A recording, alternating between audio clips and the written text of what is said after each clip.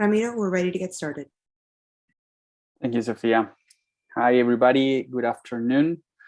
Thank you for joining us in this workshop. My name is Ramiro Alvarez Ugarte. I'm a researcher at the Center for Study on Freedom of Expression based in Buenos Aires, Argentina. And I have been collaborating with the Global Freedom of Expression Project on a research initiative that we launched last year on violence against journalists, and especially case law on violence against journalists. I'm going to discuss a little bit our main findings, but first I'm going to introduce those who are joining us today. We're joined by Hisham Kantar, who is a judge and teaches human rights and international courts and processes at the Lebanese American University in Beirut. Hisham was a researcher in this project last year. We're also joined by Mohammad Najam, who is a co-founder and executive director of the Beirut-based digital rights organization SMEX, the Middle East and North Africa leading digital rights and policy advocacy organization. And we're also joined by Abhi Singh, who is an independent legal consultant in South Africa and a digital rights specialist. The goal for today is to introduce a little bit of our research and main findings. That's the role that I am going to play today. I'm usually the moderator in these workshops, but today I'm going to tell you a little bit about what we basically found around the world, and then give a substantial portion of the workshop to discuss what the situation is in Middle Eastern countries, North Africa, and generally in the African continent, with the help of the friends who are joining us today. So to kick off the discussion, let me tell you a little bit about the project. The project was launched last year, and the goal was to expand the case law included in the Global Freedom of Expression database on violence against journalists. That was our main idea. The project basically had the opportunity to do so, and what we did was to find researchers around the world in different regions to try to inquire into case law that was relevant, that was important, that was especially coming from high courts, and that discussed cases of violence against journalists.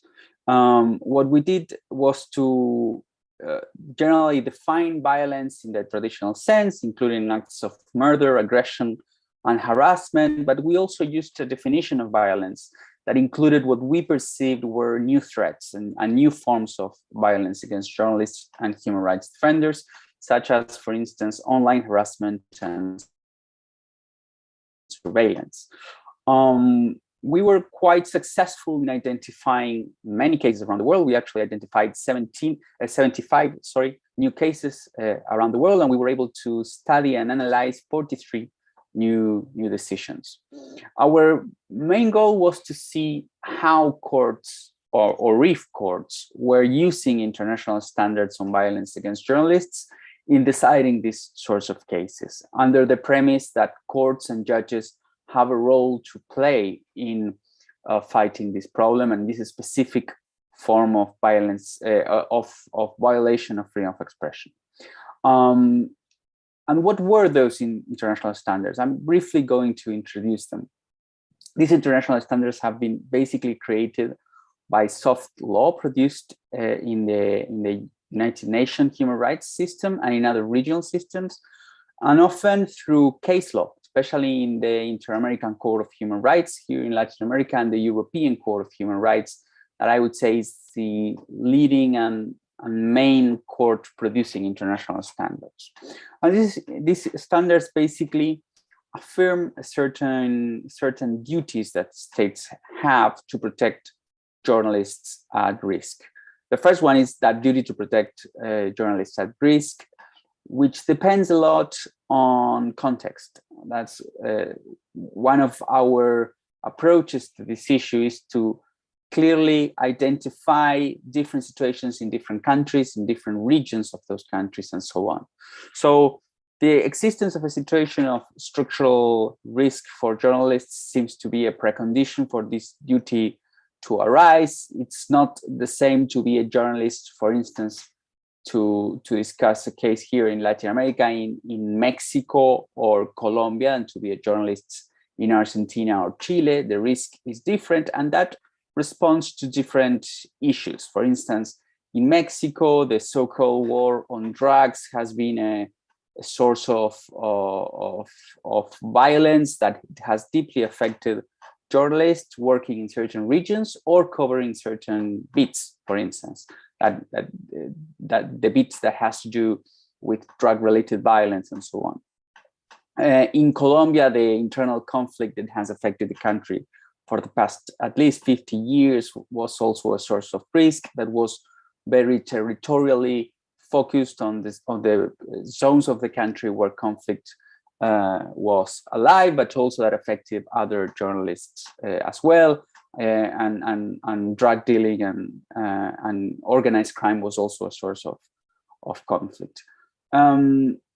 Those structural situations really kick off the duty to protect journalists. In the UN Action Plan, for instance, states must adopt prevention mechanisms and actions, and when risk is structural, those duties come out quite clearly, and countries move forward in producing those prevention mechanisms and actions. And here in Latin America, Mexico and Colombia are two great examples of countries aware of the risk, aware of the structural nature of that risk, and created actual public policies aimed at protecting journalists, basically.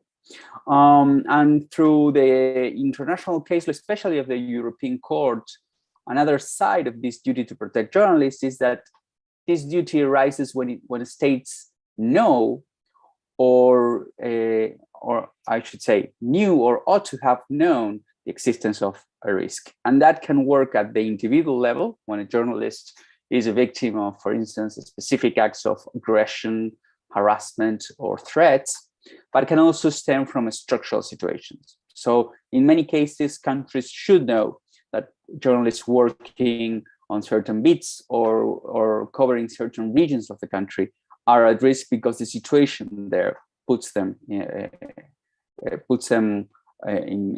risk, basically. Besides that duty to protect, there are also a related duty that has to do with the duty to investigate, prosecute, and punish. This has to do with the matter of impunity.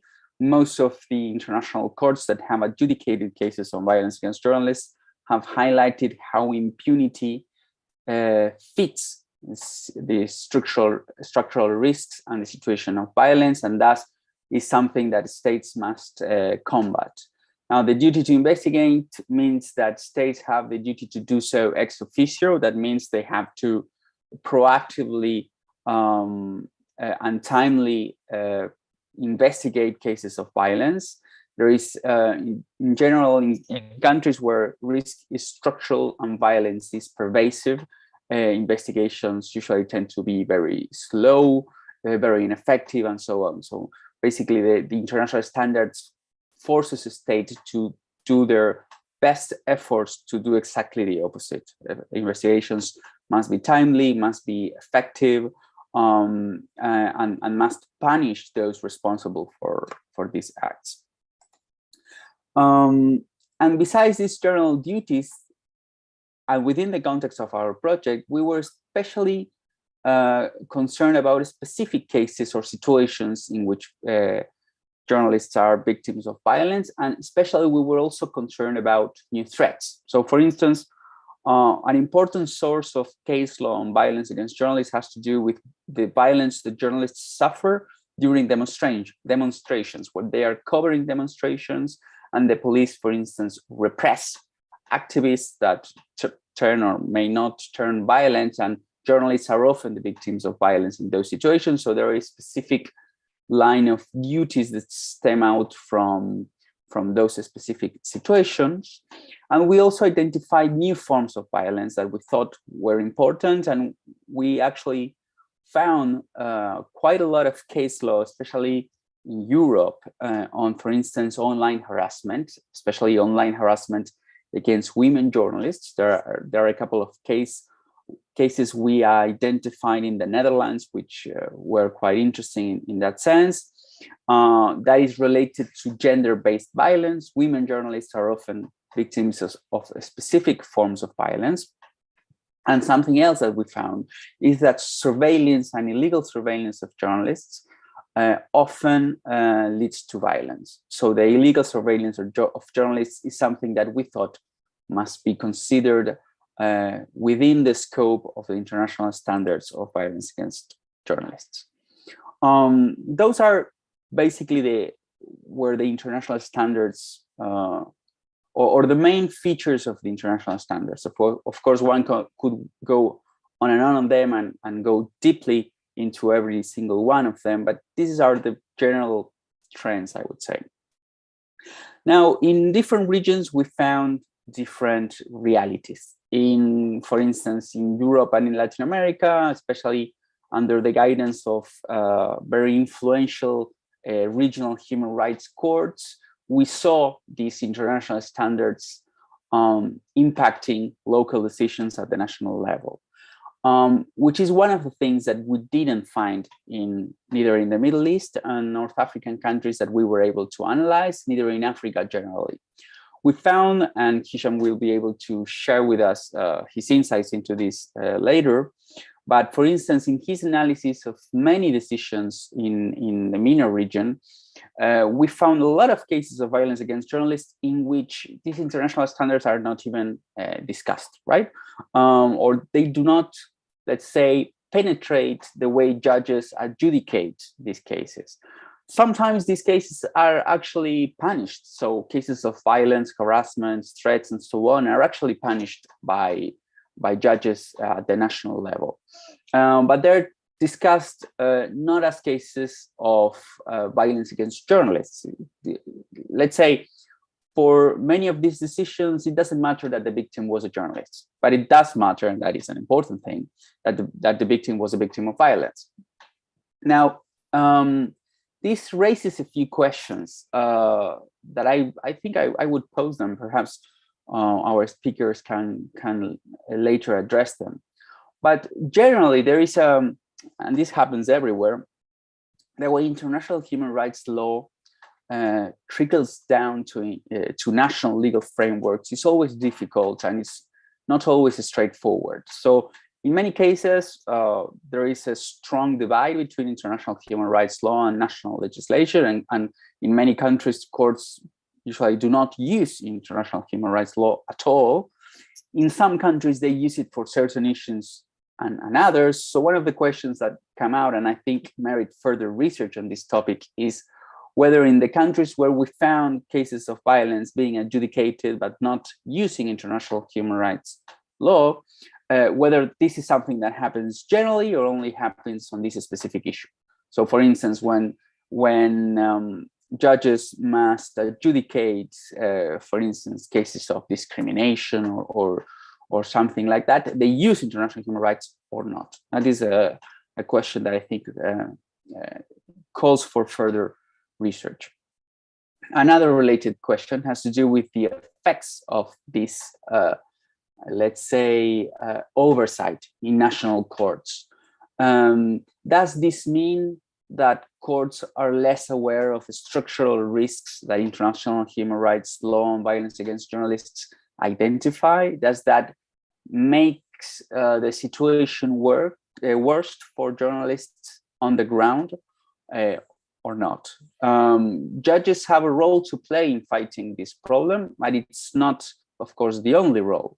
They are not the only public officials in charge of combating this problem, and arguably other public officials such as police officers and so on are even more important. So that's another question that we may pose. What are the effects of this oversight of international human rights standards? And the other issue that comes out is we weren't able to find many cases in which these new threats that I've discussed were considering the cases that we found, But of course, by looking at case law, which is one of the main focus of the Global Freedom of Expression project at Columbia University, we are looking in a way at a problem as it was a couple of years or a few years ago, because decisions and court decisions tend to take a long time. So the new instances of violence, online harassment, gender-based violence, and surveillance, especially surveillance on the digital realm, may not appear in court decisions for at least for a few years. So that's another question that remains open, and I think calls for further research. Those were our main findings. I would say that I would put you in touch. I would say I would give the word to Hisham. Hisham, perhaps you can share with us your perspectives and your experience in looking at court decisions, especially in MENA, Sure. and to share your insights on this topic generally. Sure. Thank you, Ramiro. It's a pleasure to be here, as it was a pleasure to work on the project with you and Columbia Global Freedom of Expression. So I have a series of observations that I have raised while working on the project, and then afterwards, thinking about the challenges that have met us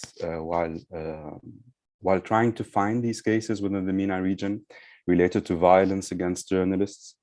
So the first major challenge, and I will tackle the issue of the application of international law instruments by national judges in a minute.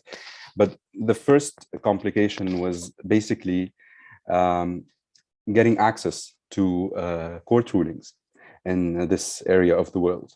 So it was very difficult. Sometimes it was just impossible to get access to these judicial rulings, and it doesn't matter if you have the judicial ruling or not, because this is this is mainly legal work, legal analysis work. So you need to actually read the court ruling. Open source resources are not enough. Press statements made by civil society actors or news articles are not enough. We need to read the court rulings. This was practically impossible in most cases. So some countries actually publish their court rulings, especially when it's related to Supreme Court rulings. They publish it online. But since cases related to freedom of expression in general and violence against journalists as well are, let's say, highly politicized cases, these particular rulings do not exist on platforms, on online platforms of these Supreme Courts. So if you go to a particular Supreme Court, let's say the UAE, where everything is published, and you try to look for a particular case that you know about, and that you know that the actual ruling exists, you won't be able to find it. Now, in other countries, they just don't publish them online.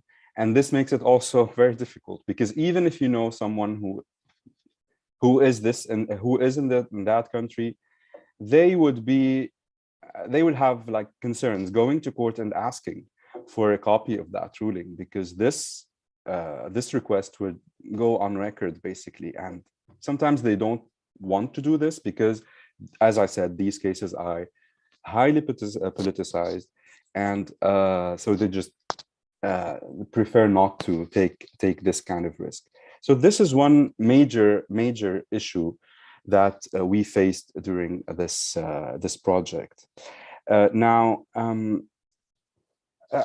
as for the reasons why the application of international law instruments by national judges is not that widespread, I think that, so as you said, Ramiro, sometimes in most cases, and especially when the person is convicted, there is no mention whatsoever of international law instruments.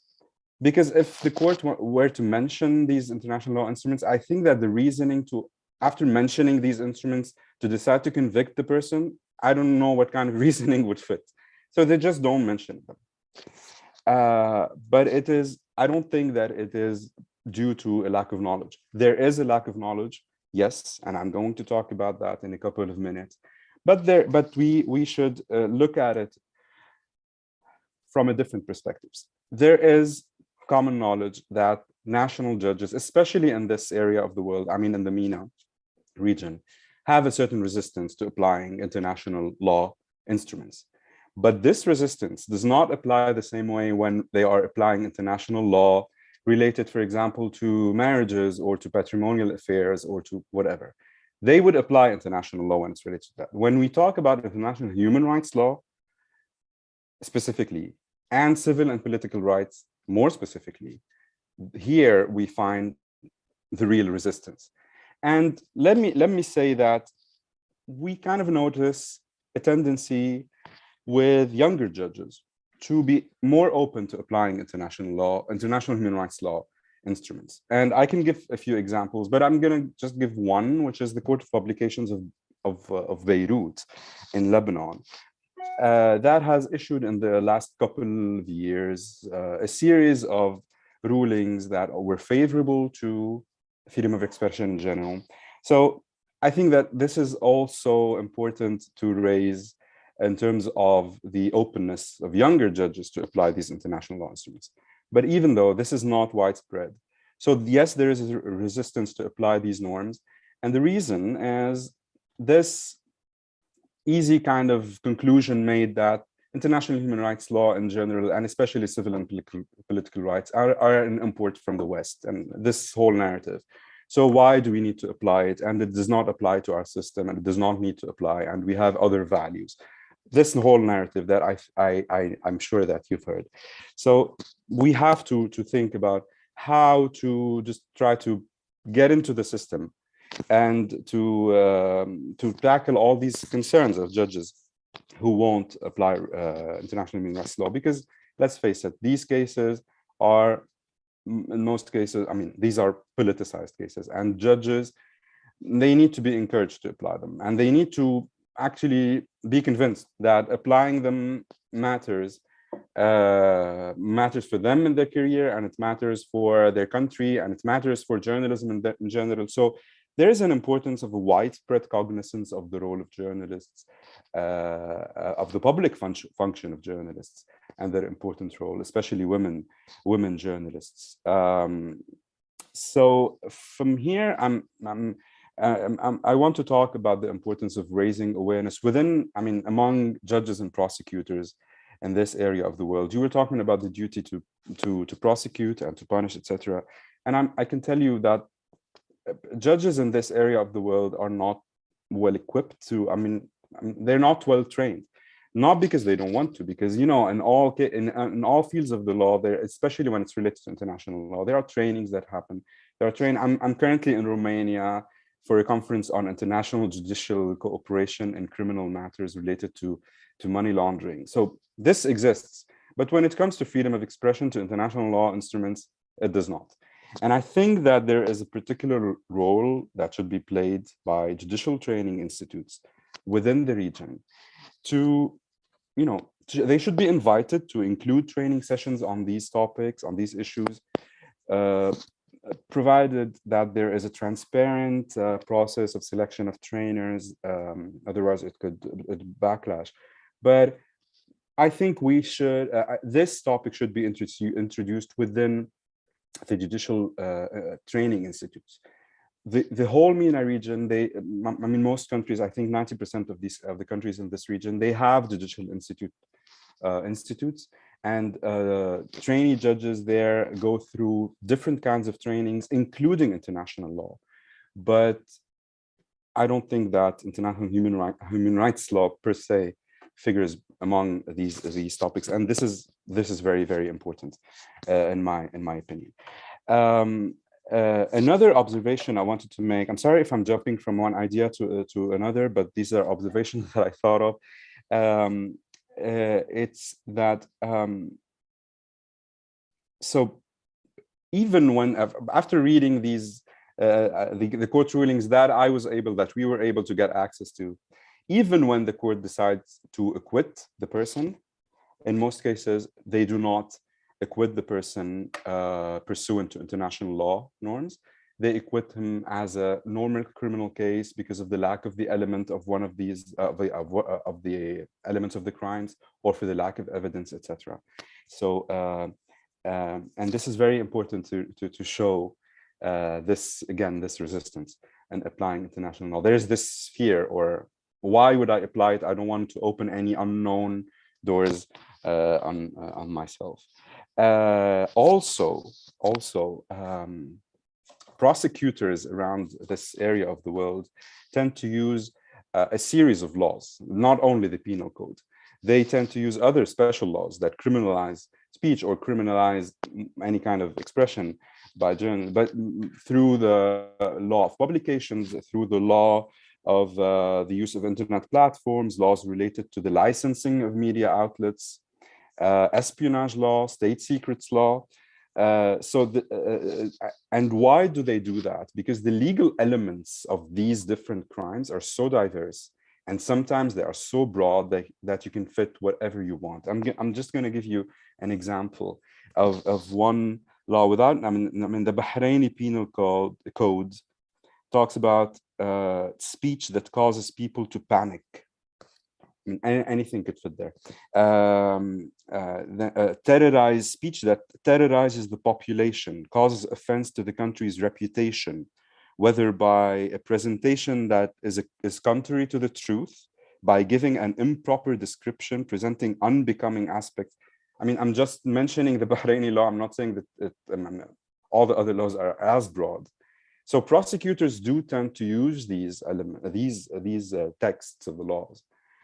Because the penal codes in most of these countries are influenced by either the British or the French. And I'm not saying this is a good thing, it's just the way it is. So the legal elements of the crimes that figure within the penal code are pretty well defined. The laws that came after that, the laws that I've mentioned, licensing of media, state secrets, espionage laws, they use broader terms. And then, as I said, it would make a conviction easier on courts. So this also, as I think that it was a noteworthy observation. So another observation I made is that a lot of cases that involve violence against journalists in general, and freedom of expression in general, are blocked within the prosecutorial phase or the investigative phase. So we hear a lot about this case while a prosecutor is still dealing with it. It does not go to court. And here it is very important because the guarantees of a fair trial and everything, they apply when you get to court.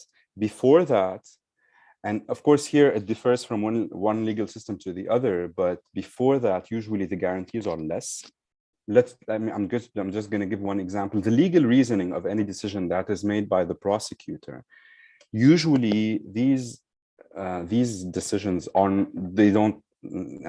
there's no legal reasoning, at least there's no exhaustive one. So, and this is a guarantee. Then there's also the question of temporary detention. Leaving the case pending before the prosecutor, even if the person, if the journalist is not under arrest, it has a chilling effect because it can stay there for months, and then the prosecutor would decide to either send it to court because the journalist is not, behaving, or he would decide to just leave it. So it's kind of a blackmailing tool when it's blocked within the prosecutorial phase.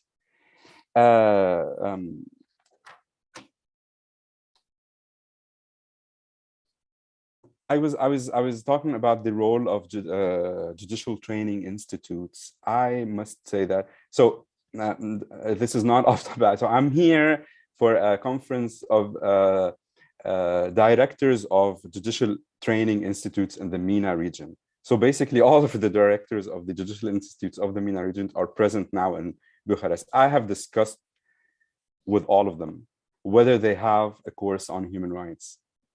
and there's only one country that has a human rights, I'm not even talking about freedom of expression, a human rights course within the curriculum of these judicial institutes. There's only one country that has them, which is Tunisia. All other countries, they sometimes give them one talk. Someone comes from a UN office, they give them the talk for 2 hours, and that's it. I think it's also very important to sum it up. I think there's a big gap between the judiciary and all civil society. I'm going to put everyone in civil society actors, but you know what I mean. There's a huge gap, and this gap should be filled. And the only way to fill it is to just trust that there are judges in this area of the world who are willing to contemplate the idea of applying international law instruments, human rights law instruments.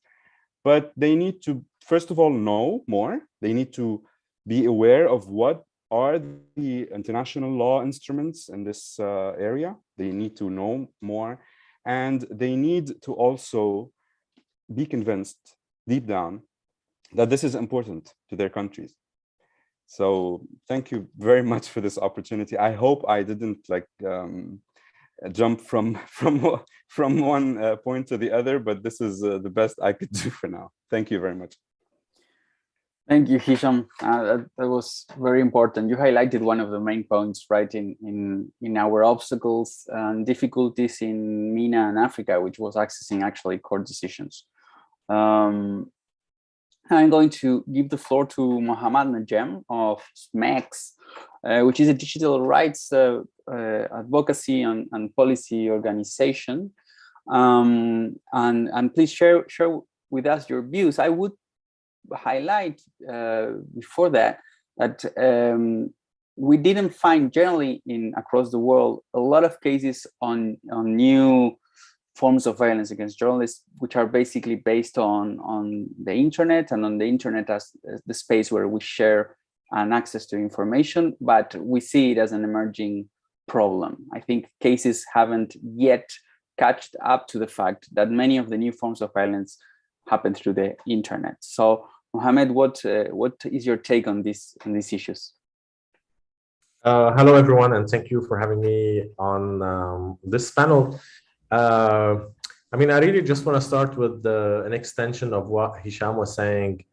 I mean, Arab countries, they don't have human rights curriculum because they are oppressive regimes. It's not because it's a blind spot for their systems. It's not that, oops, we didn't know, but maybe we should add one for the next semester or whatever, because we live in a region, and Tunisia, of course, for one reason, because Tunisia and partially Lebanon are the only two countries who have democratic elections. All the rest, they are either run by military or by emir or kings. I mean, this is the reality of things, unfortunately. And yeah, and this is our region. I want to talk a little bit about the protection of journalists, but there is really some trendings that are happening that don't even come to the court or the laws or the cases. One of the main trends we have seen is the extensive use of surveillance. I mean, we have all seen the case of Jamal Khashoggi and what happened with him in October in 2018. And of course, there was no punishment, there was no rule of law in this case.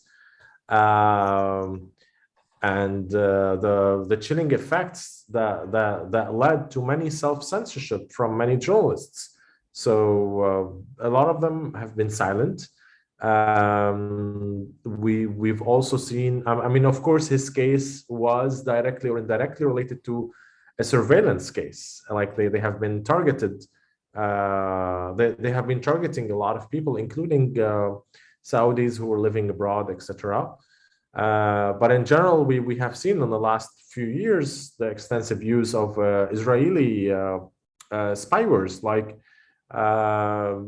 NSO company providing Pegasus and other kind of softwares and tools to do targeted surveillance. I mean, there has been a lot of journalists, thousands of people A lot of focus on women journalists for some reason. I mean, not for some reason, but like it seems like we have witnessed a lot of cases, and a lot of these cases, the targeted people, they don't want to be public about it. They don't want to say that these countries are actually doing surveillance on us. For example, we have seen journalists who work in a TV that belongs to UAE, and UAE as a country is doing surveillance on this journalist. So what can she say? Like their bosses, like her bosses are doing surveillance on her. So it was a very complicated case. The surveillance, it's still happening. There's a lot of threats. And what do you do about these things? Like the court is really away from these cases. Maybe there's a decline in the cases against journalists because everyone are witnessing the mass surveillance and the targeted surveillance. So this is leading to more self-censorship. But maybe this is leading somehow to less cases on the court. It doesn't mean there's more freedom. It means there's more self-censorship and there's more people who decided to be silent in our region. We also have been following these cases as SMECs. I mean, also just like a little bit of what we're doing in Lebanon. A collection of NGOs and groups, we announced like a coalition of freedom of expression in Lebanon. Like we have been working as like 14 entities to try to look at a lot of cases, to see at the laws that exist in the parliament, to follow the cases one by one sometimes, and see like Hisham is totally right. Like there's no record of cases. Like you can't even get record of these cases. It's such a hassle, and you need to really follow up on every case by case to be able to get some information. So we are trying to map some of these issues. We have a website to archive cases in Lebanon, Jordan, and Tunisia now. It's called muhal.org, muhal.org. So we are trying to understand what's happening. Like, what's the name of the person who is suing them, which court or which police division they are investigating with them, which law, which article in the law, etc., etc. And one of the things that also Hisham mentioned is the pretrial detention that has been used as a tool, specifically in Lebanon. Not legally though, because if it's a case on freedom of expression, there shouldn't be any pretrial detention on these people, because they are not dangerous to society. You know, like if I let them free, they're not gonna commit crimes. So yeah, so there have been like different things that are being used as tactics from different regimes, even in Lebanon. Something else we're doing, we have seen a lot of trends in the region. So we started in 2019 during the uprising in Lebanon our help desk support, and basically we are in touch with all the tech companies, but we also have a good tech team. So we're helping activists, journalists, lawyers, judges, like researchers, anyone who feel that they are under threat online, or their content has been removed, or most recently, if they have Pegasus on their phones, we can actually identify if people have these malicious softwares on their phones or not. So our team is growing in terms of like tech support. In 2021, we have, I'm looking at the numbers now, we had more than 100 cases that we are supporting and helping. So the threat is increasing, but the threat is increasing in parallel to the court system. We see definitely the court and the law is being used as a way to punish, to silence. But they are diverting. What's happening is that there has been some diversion of the use of different tools. They use the law to to oppress, but they also use the surveillance tools to oppress as well. So there has been all these different tools that we're trying to follow. Yeah, I mean, I will stop here, and I mean, I have a lot of things to say, but I will stop here and we'll come back. Thank you very much, Mohammad. That was very interesting. Avani Singh, who is in South Africa. You have the floor, Avani.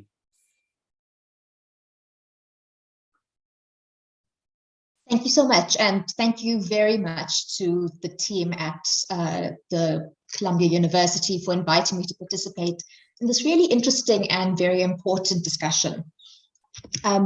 I just have a couple of slides that I want to share with you, and I hope you can all see them. Great, so let me just put it in presentation mode, my apologies.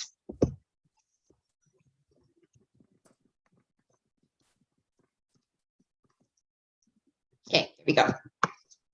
So I'm going to be looking at lessons from the African context specifically, and that's going to focus very much on the regional and international, on the regional and sub-regional standards that have been developed. You know, it's been quite a balancing act, because on the one hand, we've seen some really interesting and important developments, particularly from the sub-regional courts. But on the other, various reports reflect that press freedom in Africa is declining at quite a rapid rate. And so it is an incredibly difficult context in which we find journalists working at the moment. Before I start, I wanted to share with you one of my favorite quotes regarding freedom of expression from the Constitutional Court in South Africa. And I think the reason why I like this quote so much is because it recognizes different aspects of why press freedom and media freedom is so important. It recognizes the undeniable importance of this and the role that the media plays in facilitating and safeguarding democracy. But it also recognizes this balancing act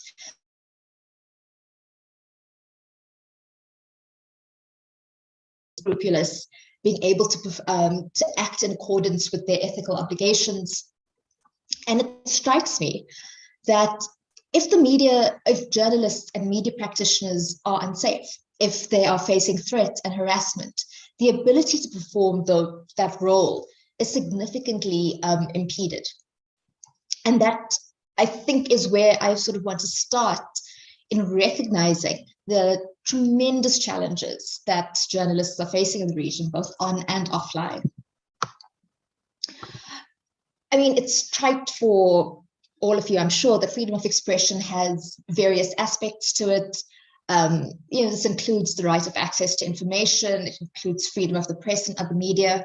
In the African Charter, there is no express right of access to information or an express right of the right to privacy.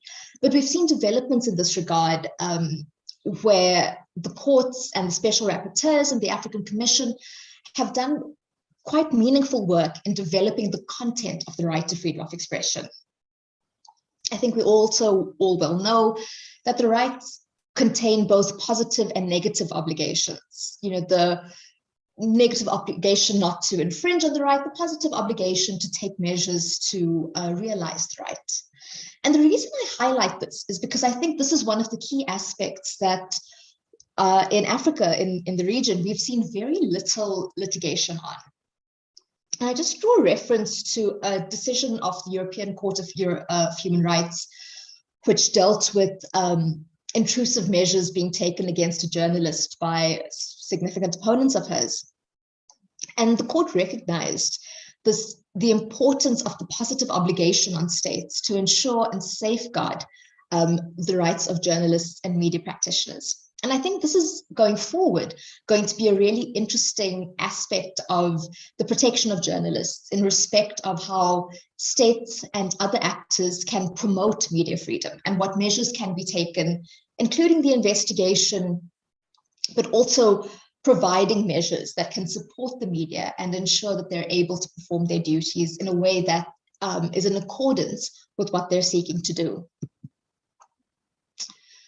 On this slide, I've just highlighted some of the regional and sub-regional legal frameworks. On the left-hand side, you'll see the frameworks that are sort of continent-wide. And on the right-hand side, these are some of the sub-regional frameworks that have been developed. The first one I just want to draw your attention to is Article 9 of the African Charter, because of course this is the fundamental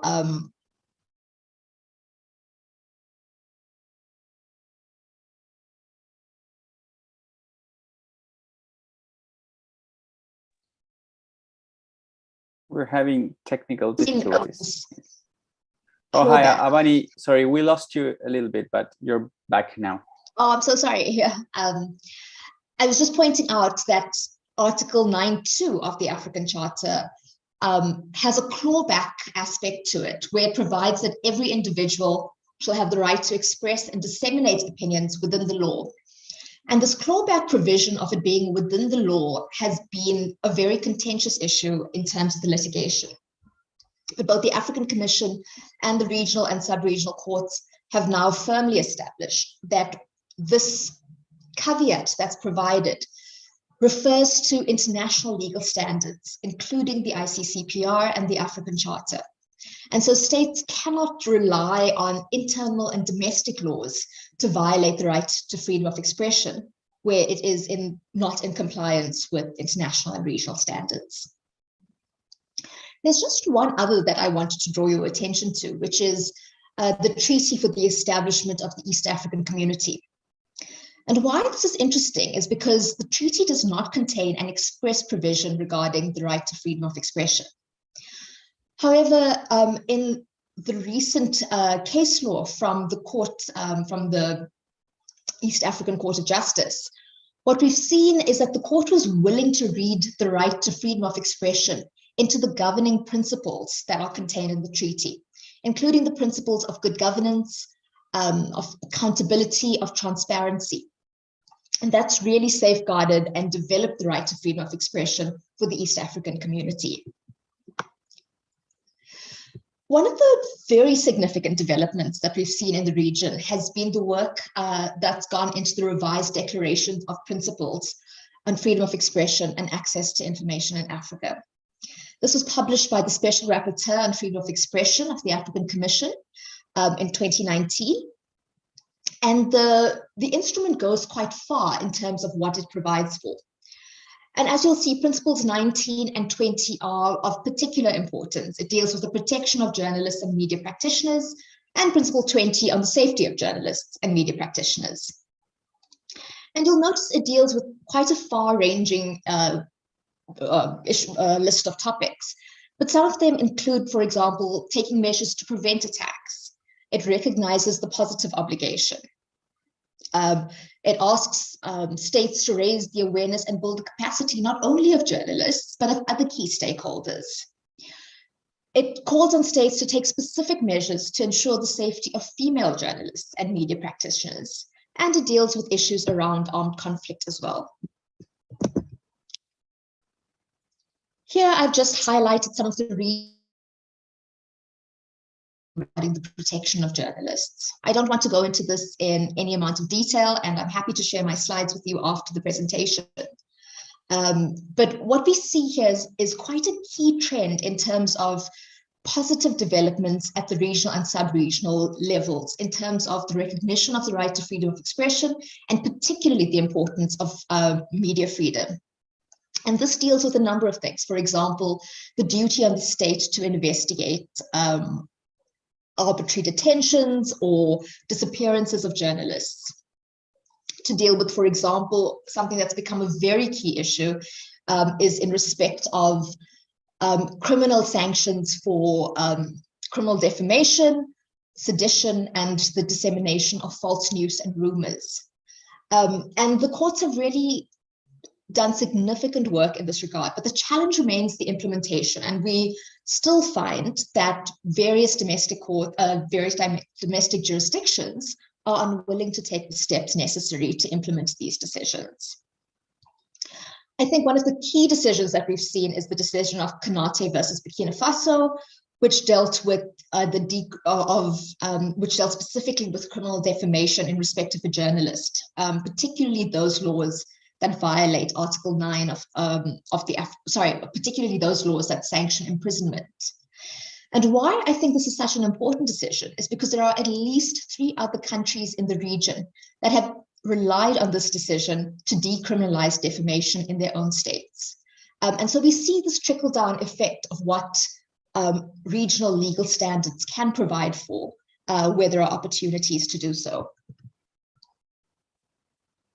I just want to take a moment, and I know the other speakers have touched on this, but really to focus on some of the challenges that we're seeing in the region regarding digital rights. The regional and sub-regional courts have largely dealt with physical attacks on journalists or challenges to particular laws. And so the issues regarding digital harms is something that's still quite a nascent topic in the region. But what we see is, for example, online harassment, surveillance, doxing, trolling, incitement. And I think, as has already been mentioned, there is a particular gender lens to this, where women, non-binary persons, minority groups face particular challenges in terms of being targets in this regard. And so I think as we look for solutions and taking this forward, we need to be conscious of the context and the way in which different people experience this reality. The last thing second last thing I just want to touch on is some of the recent developments that we've seen, some of the contemporary issues.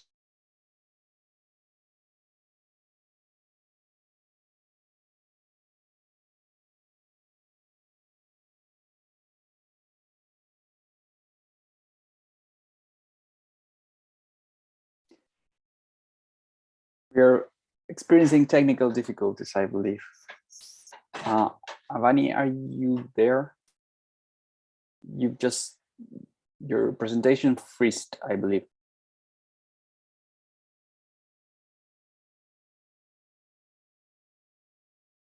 Okay, let's wait a couple of minutes to see if we can work it out.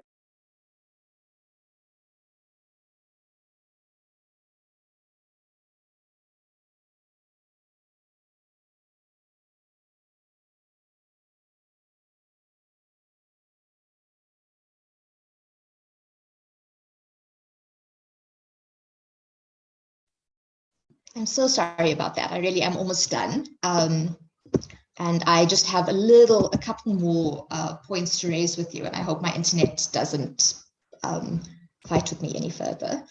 And I think sort of one of the very interesting cases we had was a case regarding doxing, where the details of a journalist was shared by the leader of a political party during an election period. Two of the very significant developments we've seen recently in our courts relate to the failure of surveillance laws to provide adequate safeguards for journalists and a declaration of constitutional invalidity as a result of this, of the surveillance law in the country.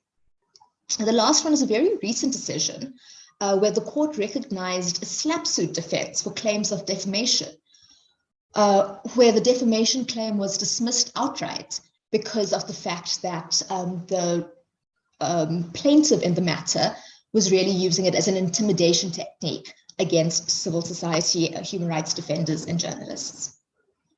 And so the last thing I just want to point out is, there are a number of key stakeholders who play a part in the protection of journalists. We of course know about the government and parliament. They need to enact laws, they need to exercise oversight, and they need to do this effectively and expeditiously. We see incredible challenges with regard to law enforcement authorities just not being aware of the seriousness and gravity of the offenses being faced. Judicial actors similarly are struggling to understand the new context in which online harms against journalists and the media occur. I think civil society and human rights institutions have a key role to play in this regard, as well as legal practitioners in offering support. One of the key issues that I think has perhaps sometimes been overlooked is the role that the media organizations and industry bodies themselves can play. For example, during the 2019 general election in South Africa, the Editors Forum established a hotline for journalists to be able to report any harms that they were facing, and then to connect them with legal assistance if that was necessary. The last two I just want to mention is the role of social media platforms in order to implement measures to counter online harms against journalists. And in addition to litigation and advocacy and policy development, I think it's really critical to develop the work that we're doing before regional and international mechanisms. And this includes in respect of litigation before these fora, state body reporting mechanisms where you report on states' compliance with their international obligations, as well as the development of legal standards that can be used going forward. Ramirez, thank you so much for the opportunity, and I will hand back to you. Thank you very much, Avani. That was incredible. I will ask you to share perhaps with Sophia your slides, because they're extremely interesting, and we certainly want to make sure that those cases that you mentioned are already in the database, and if they're not, we can work to include them. So I'm going to open the floor to everybody. Mohammad, Hisham, if you have a comment, please raise your hands or let me know. One thing I wanted to point out after Avani's presentation is that, of course, the challenges that she identified, I think, are everywhere in all regions. For instance, one of the things that I didn't mention, I talked about Latin America and Europe generally, but of course, every country is different. We had, for instance, many difficulties in accessing court documents in several European countries and also in Latin American countries. So, you know, the challenges are everywhere. Just last week, I saw the OAS, a Special Rapporteur on Freedom of Expression, complain about Mexico's response to the rising violence against journalists there. I think 7 journalists have been killed in 2022. So, you know, these challenges are everywhere. I'm not sure if Hisham, Mohammad, or Ravani want to say something or not. Otherwise, thank you. I want to thank you, the three of you, very much for joining us in this workshop. I think it was our 4th workshop discussing regional trends, and to all those who are viewing on YouTube the cast of the workshop, I wanted to invite you to keep following our Freedom of Expression social media, because there is an upcoming workshop on the European situation on March the 23rd, and there's going to be one global workshop after that, in which we will present a report based on the research that we have been discussing. So without further ado, thank you very much, Mohammad, Hisham, and Avani. And